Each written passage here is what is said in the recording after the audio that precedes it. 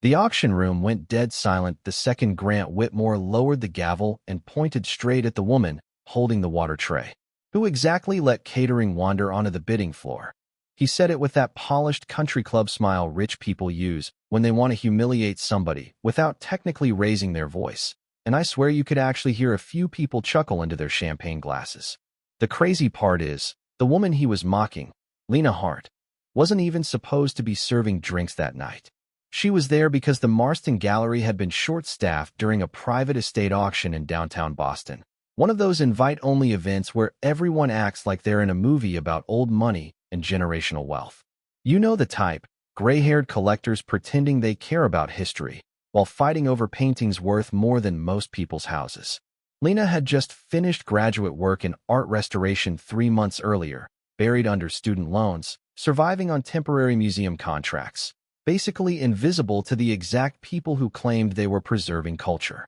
And honestly, invisible was how those people liked it. Because the second someone without status speaks up in a room built on status, everybody gets uncomfortable. That's exactly what happened that night.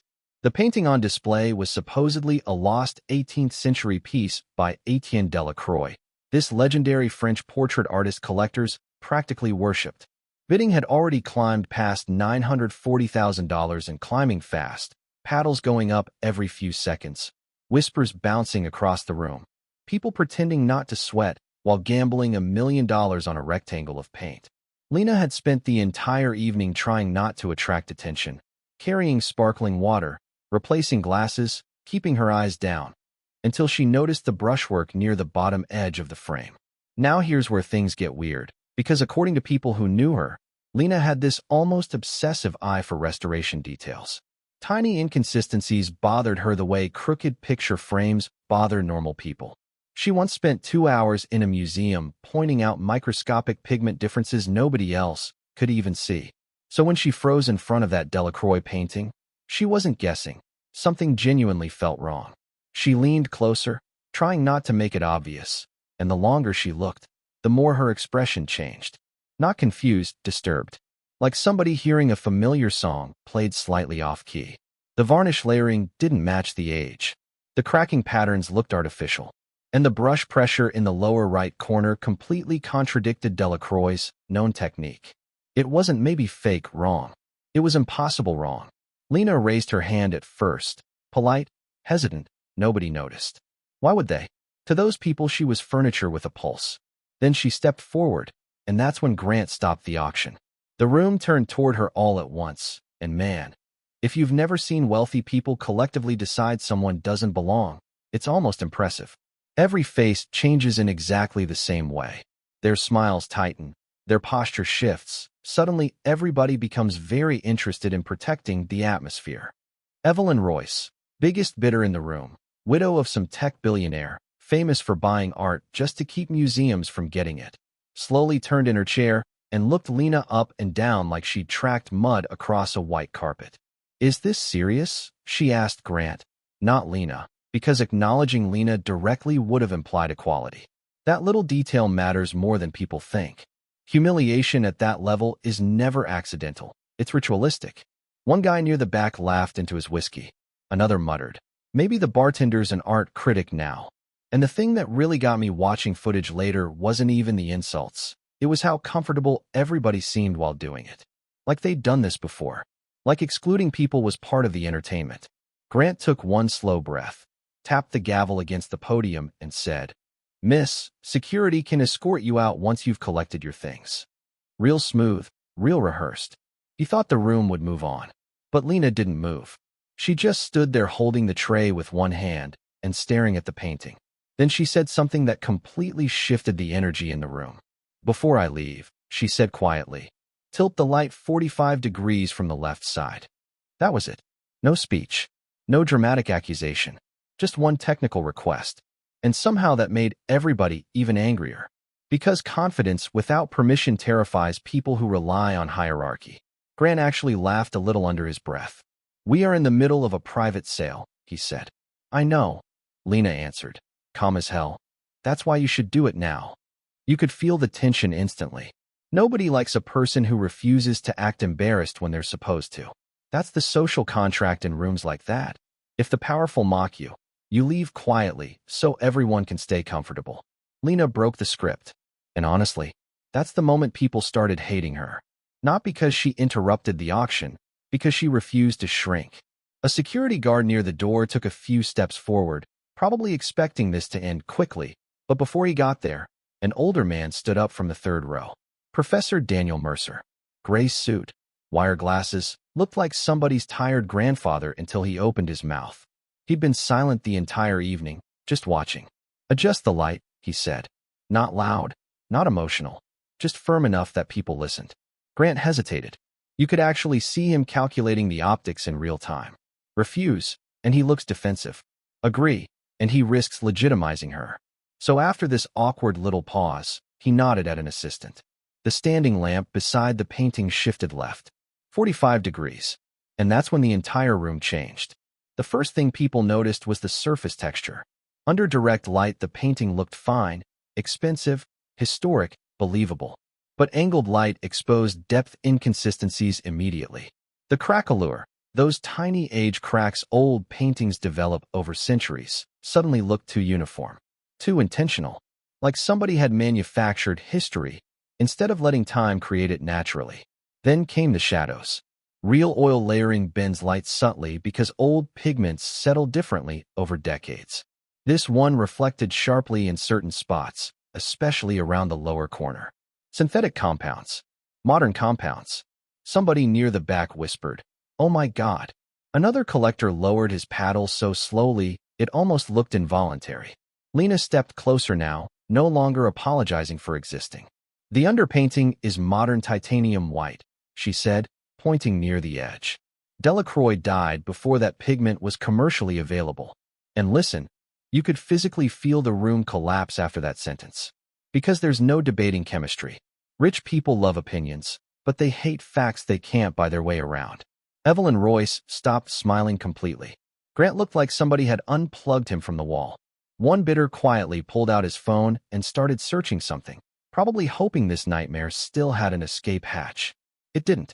Professor Mercer walked toward the display wall beside Lena and folded his hands behind his back. "Ms. Hart completed her thesis on European forgery detection last spring," he said.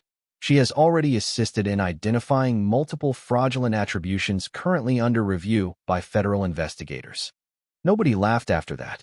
Funny how fast status changes once credentials enter the conversation. 5 minutes earlier she was the help. Now suddenly people were avoiding eye contact like they'd accidentally insulted a surgeon holding a scalpel over their chest.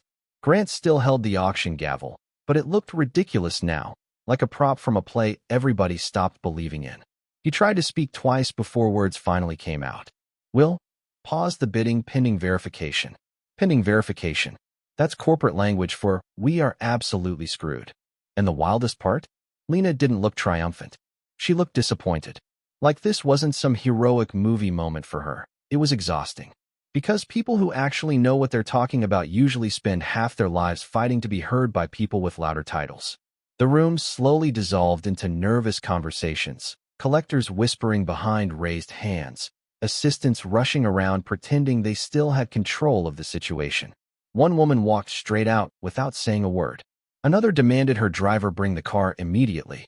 The illusion had cracked, and once wealthy people realized they may have been conned publicly, they scatter like roaches when kitchen lights come on. But the part nobody in that room understood yet, this wasn't just an embarrassing mistake. This was the beginning of a federal fraud investigation that would destroy careers, expose fake provenance networks stretching across 3 states, and turn one arrogant sentence. Who let the help into the room?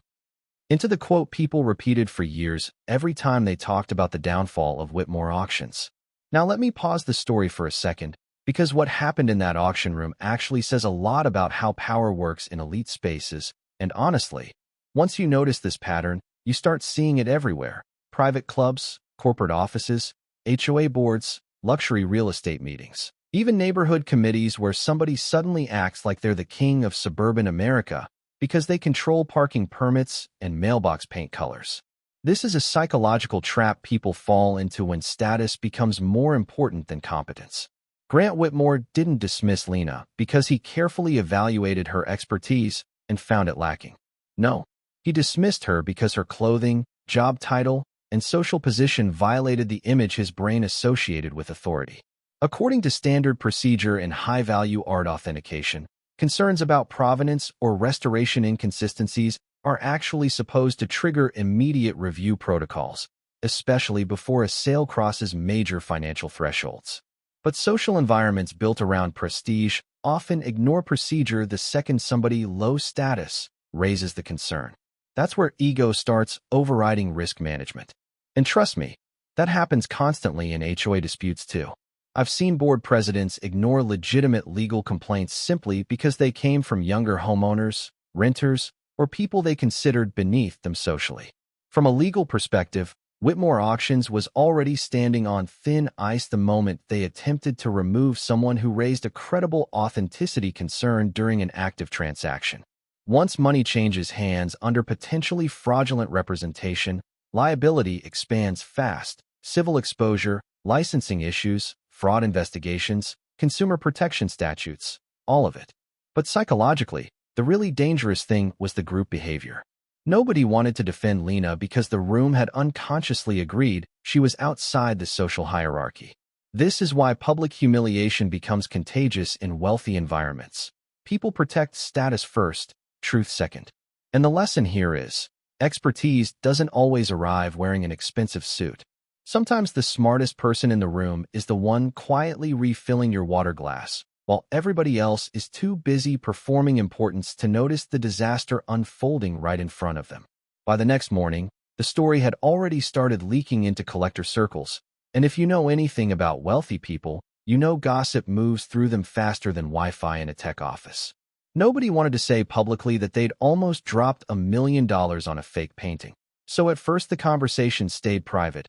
Encrypted texts, quiet phone calls between dealers, assistants suddenly rescheduling appointments, lawyers waking up way earlier than usual. But panic has a smell to it, and once enough rich people start panicking at the same time, everybody notices. Whitmore Auctions tried controlling the damage immediately. They released this painfully polished statement claiming routine authentication questions had emerged regarding the Delacroix attribution and that the company was conducting further analysis. Which sounded professional until you realized they had literally tried to throw the woman identifying the forgery out of the room 10 minutes before. That detail spread everywhere. Because people can forgive mistakes, they love mistakes, actually. What they don't forgive is arrogance. Especially public arrogance. And Grant Whitmore had handed the public a perfect villain moment wrapped in a designer tuxedo.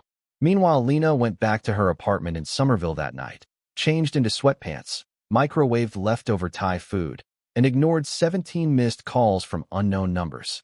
That part always gets me. While millionaires were scrambling to save reputations, she was sitting cross-legged on a second-hand couch eating reheated noodles under flickering kitchen lights. Real life never looks cinematic when you're inside it. According to one of her former classmates, Lena genuinely thought the whole thing might just disappear after the auction got suspended. She underestimated how badly powerful people needed someone to blame. Because the second investigators started examining the painting, things got ugly fast. The titanium white pigment alone was catastrophic. Then came infrared imaging, varnish sampling, canvas fiber analysis. Every test made the situation worse. Within 72 hours, federal investigators subpoenaed acquisition records connected to the Delacroix piece. And here's where the story shifted from embarrassing to criminal. The provenance documents, the ownership trail supposedly tracing the painting back to a French estate collection, had inconsistencies dating back nearly 14 years. Signatures mismatched. Restoration logs duplicated language from unrelated archives. One customs declaration contained a registration number tied to an entirely different artwork sold in Belgium back in 2011. Somebody had built this forgery carefully, but not carefully enough. And the deeper investigators dug, the uglier the pattern became. 3 additional works previously sold through Whitmore Auctions suddenly came under review. Then 6. Then 11. Collectors who had spent years showing those paintings off in private galleries started quietly pulling them off walls before guests could ask questions. One hedge fund manager allegedly removed an entire dining room installation overnight after hearing rumors federal agents were expanding the investigation. Imagine spending millions trying to look sophisticated only to realize your masterpiece might have been assembled in a warehouse by some guy with synthetic varnish and a heat gun. Brutal. Grant Whitmore, meanwhile, entered full damage control mode. He stopped appearing publicly almost immediately. Staff members were instructed not to discuss Lena Hart under any circumstances. Internal emails later revealed executives were terrified she'd become the face of the scandal, which, ironically, guaranteed she became exactly that. News outlets love stories where class arrogance backfires, especially American audiences. We are psychologically addicted to watching entitled people underestimate quiet experts. It scratches something primal in our brains. And Lena, whether she wanted it or not, became symbolic overnight. But here's what most people missed. She wasn't enjoying any of this. Fame tied to public humiliation feels weird, especially when you're naturally introverted. Every interview request reminded her that an entire room full of wealthy strangers had laughed at her before suddenly deciding she mattered. That kind of emotional whiplash messes with people. Professor Mercer checked on her constantly during those first few days. He'd known her since graduate school and apparently understood something important early on. Public vindication doesn't magically erase private exhaustion. One evening they met at this tiny cafe near Cambridge, the kind with mismatched chairs and overeducated customers typing novels nobody finishes. Mercer slid a folder across the table toward her. "You should read this before investigators contact you again," he said. Inside were copied authentication reports connected to prior Whitmore sales. Lena flipped through them slowly, and after maybe 30 seconds, her expression changed. "These signatures are copied," she murmured. Mercer nodded. "That's what I was afraid of." See, this is where the deeper motive finally emerged. Whitmore Auctions hadn't simply made one reckless mistake. They'd created a system where nobody wanted to challenge profitable narratives. Junior analysts stayed quiet because promotions depended on loyalty. Collectors stayed quiet because public doubt hurts resale value. Experts stayed quiet because elite institutions blacklist inconvenient people all the time. This is a psychological trap rich ecosystems fall into constantly. Once enough money enters the room, truth becomes socially expensive. And Lena, completely by accident, had interrupted the illusion at the worst possible moment. Federal agents officially raided Whitmore's archival offices 9 days after the auction. Financial records, authentication files, private communications, everything got seized. Reporters camped outside the building before sunrise. One camera crew caught Grant leaving through a side entrance wearing sunglasses even though it was raining, which honestly felt like the universe mocking him personally. The internet destroyed him. Memes spread everywhere. "Who let the help into the room?" got printed onto coffee mugs, t-shirts, reaction gifs. Somebody edited dramatic violin music over footage of the auction pause, and it racked up 4 million views in 2 days. But beneath the jokes, serious damage was happening. Investors pulled partnerships. Insurance carriers initiated independent reviews. Luxury estates canceled future consignments. Once trust disappears in the art world, everything collapses because value there is mostly belief wearing a price tag. Evelyn Royce tried distancing herself immediately. Publicly, she claimed she'd always had reservations about the Delacroix piece, which was hilarious considering she'd been bidding like her life depended on it 30 minutes before the scandal exploded. That's another thing power does. It rewrites memory in real time. Nobody wants to remember themselves as gullible. Especially wealthy people who built identities around having superior taste. A month into the investigation, investigators traced several forged provenance documents back to a restoration consultant named Victor Hale, a guy known privately in collector circles for producing miracle discoveries. Turns out his miracles involved fabricated ownership histories and manipulated restoration assessments. Hale vanished before formal charges were announced. To this day, some people claim he fled to Argentina. Others swear he's still working quietly through intermediaries in New York. Honestly, could be either. The art market attracts brilliant weirdos and elegant criminals in roughly equal numbers. Through all this chaos, Lena kept trying to return to normal life. She took temporary consulting jobs, avoided television interviews, ignored social media as much as possible. But the world had already decided who she was now. Museums began contacting her privately for authentication reviews. Insurance firms requested consultations. University departments invited her to lecture about forgery detection. Suddenly, the exact institutions that previously overlooked her were competing for her attention. Funny how expertise becomes visible the second wealthy people lose money. Then came the phone call that changed everything. About 6 weeks after the auction disaster, the Aldrich Museum contacted her directly. Unlike Whitmore auctions, the Aldrich actually understood the catastrophe they'd narrowly avoided. Their board chair requested a private meeting. Lena almost declined at first, assuming it would just be another awkward apology wrapped in corporate language. Instead, she walked into a conference room overlooking the harbor and found 7 board members waiting quietly beside a stack of authentication reports. No champagne, no smugness, no performance. Just nervous professionals trying very hard not to repeat somebody else's mistake. The board chair, Margaret Vane, got straight to the point. "Ms. Hart," she said, "our institution relied too heavily on reputation and not enough on verification. We'd like to correct that."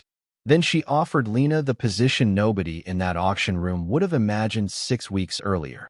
Director of a newly formed authentication oversight panel with full independent authority over acquisitions and restoration reviews. Complete autonomy. Direct reporting access to the board. Expanded forensic budget. Total lighting control for examinations. That last detail made Lena laugh for the first time in weeks. A real laugh, too.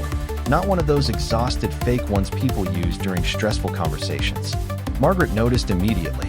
"I take it lighting matters," she said carefully. Lena leaned back in her chair, looked around the room for a second, and answered with the driest sarcasm imaginable. "You'd be amazed how many expensive lies fall apart under decent lighting." Silence hit the room for maybe 2 seconds.